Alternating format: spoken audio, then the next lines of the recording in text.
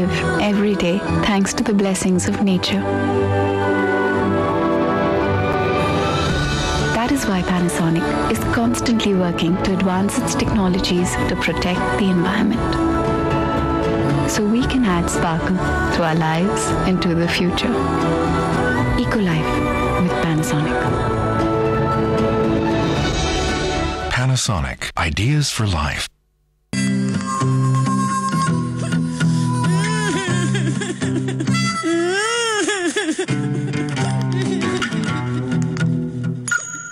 Showtimes, when you need it most. चले?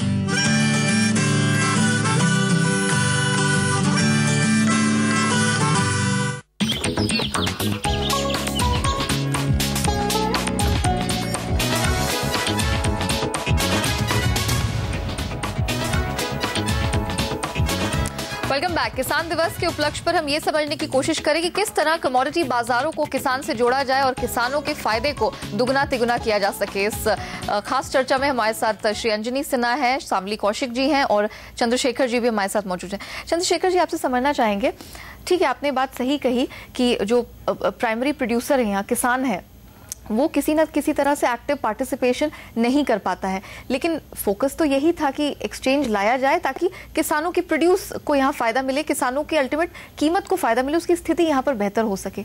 कहाँ loop hole दिख रहे हैं? क्या रिफॉर्म पॉलिसी में गड़बड़ी है या यहाँ फार्मर माइंडसेट में प्रॉब्लम है, राजनीतिक लेवल पे प्रॉब्लम है, कहाँ दिक्कत है? नहीं, जो एक्सचेंज में प्राइस डिस्कवरी होता है, उस price discovery we have to deliver that information to the farmer. तो एक वहाँ एक ज़रा सा गैप है, delivery of the discovered prices to the farmer, जिसके अंतर्गत हम हमारा टेक्नोलॉजी, इंफॉर्मेशन टेक्नोलॉजी में हमारा जो ताकत है, we need to use our strength. मगर उससे और एक मुद्दा है कि फार्मर फ्यूचर्स का भाव देख के कभी अपना बुवाई नहीं करता। किसान जानता है हर साल कुछ ना कुछ ही स्टार्ट्स प्रोड्यूसिंग, मूंगफली हो या चावल हो या सोयाबीन हो, जो भी है, तो वो सिर्फ उसकी बुवाई करता है, उसका ही फसल निकलता है, उसको ही मार्केट करता है। तो अब तक किसान ने फ्यूचर्स भाव देख करके अपना निर्णय लेना सीखा नहीं है। तो एक कैसे उसको सिखाया जाए एक बहुत बड़ा एक मुद्दा है, is a big matter of great education, वो काफी टाइम लगेगा। चलिए इस मुद्दे पर बात करेंगे, लेकिन इंफ्रास्ट्रक्चर शामली जी एक बहुत बड़ा इशू है, डिलीवरी की प्रॉब्लम यहाँ पर सामने आती है, लेकिन पहले एक्सचेंजेस इस बात को लेकर काफी प्रॉमिसिंग थे कि इस मुद्दे को क्लियर किया जा सकेगा। इंफ्रास्ट्रक्चर कितना बड़ा इशू है? इंफ्रास्ट्रक्चर एक बहुत बड़ा इशू है। फार्मा के एक्सचेंज में पार्टिसिपेशन के लिए जिस तरह से और मार्केट पार्टिसिपेंट्स पार्टिसिपेट करते हैं एक्सचेंज में, ये बहुत ज़रूरी है कि उसका व्यापार भी दो हिस्सों में बांटा जाए। आज जब किसान अपनी प्रोड्यूस को बेचने जाता है तो वो अपनी आवक साथ लेके जाता है और दिन के अंत पे उसको बेच के ही निकलना होता है। और जो आड़ती मार्केट में होते हैं वो जानते हैं कि किसान को आज ये माल बेच करके जाना है, आज नहीं तो कल बेच के जाना है। हमें चाहिए कि हमारे देश में हम ये ऐसा कर सके किसान के लिए कि उसकी कमोडिटी को हम स्टोर करवा सकें, ताकि जो उसके अंदर एक डेस्परेशन है कि वो आज ही बेचना है, वो चीज़ उसके प्राइसिंग डिसीजन, जो उसको निर्णय लेना है बेचने का कि किस भाव पे बेचना है, उन दोनों चीज़ों को अलग किया जा सके। किसान की अपनी एक ज़रूरतें हैं जो कि वो उम्मीद करता है कि जब वो फसल आएगी उसको बेचेगा और उससे वो अपनी फाइनेंशियल नीड्स पूरी करेगा। इसके लिए बहुत सारे बैंक्स, बहुत सारे मार्केट पार्टिसिपेंट्स तैयार हैं कि वो किसानों के साथ काम करके फंडिंग करें। हमने देखा है प्राइवेट सेक्टर की बहुत सारी ऐसी कंपनीज हैं जो मार्केट्स में निकली हैं और वो लोग एक तरह से एग्रीगेटर का काम करती हैं, जहां पे वो किसानों से आवक खरीदती हैं और वो या तो वैल्यू चेन पार्टिसिपेंट्स को बेचती हैं या एक्सचेंज में भी बेचती हैं और उनको वो फंडिंग प्रोवाइड करती हैं। हमें चाहिए कि हम ये फर्स्ट लेवल पे किसान तक ला सकें, जहाँ पे वो कमोडिटी को वेयर हाउस में स्टोर करें, जैसे कि बाकी सारे मार्केट पार्टिसिपेंट स्टोर करते हैं, और सही अपॉर्चुनिटी को देख करके, जरूरी नहीं है कि वो आज बेचे या कल बेचे, वो एक महीना बाद भी बेच सके और इस अंतरिम समय के अंदर में उसे भी मार्केट पार्टिसिपेंट्स की तरह से फंडिंग मिल सके।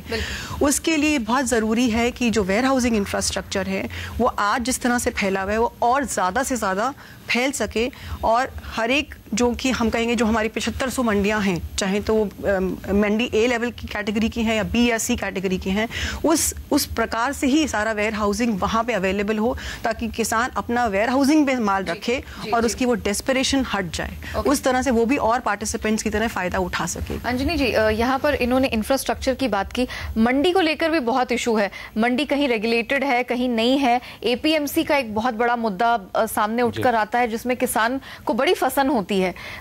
इस मैटर को लेकर आप क्या कहेंगे, क्योंकि आप स्पॉट से डील करते हैं यहाँ पे? नहीं, ये बिल्कुल ही सही है कि पिछले 50 सालों में जिस तरह से पूरे एग्रीकल्चर मार्केटिंग को डील किया गया है अपनी कंट्री में, उसमें एपीएमसीज को लेके एक मोनोपोलिस्टिक सिनेरियो क्रिएट हो गया है। क्योंकि गवर्नमेंट ने शुरू से ही ऐसा एक सोचा था कि सिर्फ एपीएमसी में ही कृषि पदार्थों की खरीद बिक्री की जा सकती है। इसके चलते प्राइवेट सेक्टर का इन्वेस्टमेंट मार्केटिंग साइड में आया ही नहीं। अभी पिछले कुछ सालों में, 4-5 सालों में काफ़ी रिफॉर्म्स हुए हैं। बहुत सारे स्टेट गवर्नमेंट्स ने एपीएमसी एक्ट को अमेंड भी किया है और प्राइवेट मार्केट्स को परमिट किया है, स्पॉट एक्सचेंजेस को परमिट किया है।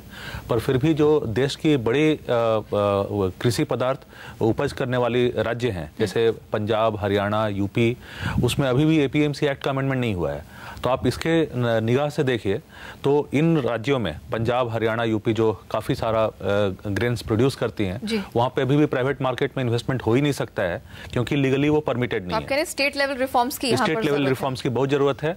और साथ में ऐसा मेरा मानना है कि सरकार ने अभी तक जितने एक्सटेंशन सर्विसेज लॉन्च किए हैं, एग्रीकल्चर एक्सटेंशन, हर जगह प्रोडक्टिविटी पे ध्यान दिया गया है कि कैसे प्रोड्यूस बढ़ाया जा सके, कैसे अच्छा सीड का यूज हो सके फार्मर्स के द्वारा।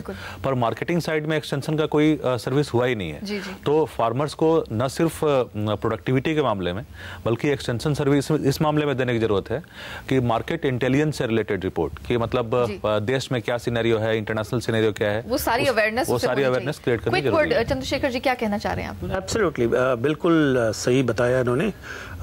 हमारा किसान, मैं हर टाइम कहता हूं कि अनपढ़ होगा मगर अनाड़ी नहीं है। तो हमारा किसान को we should convert him into a savvy trader.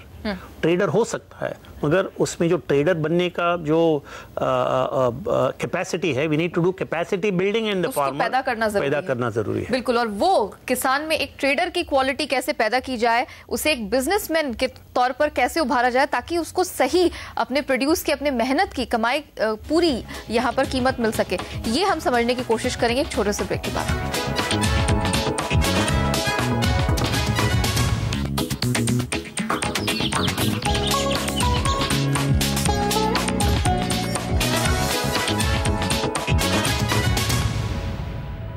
State Bank of India, the flagship of Indian banking.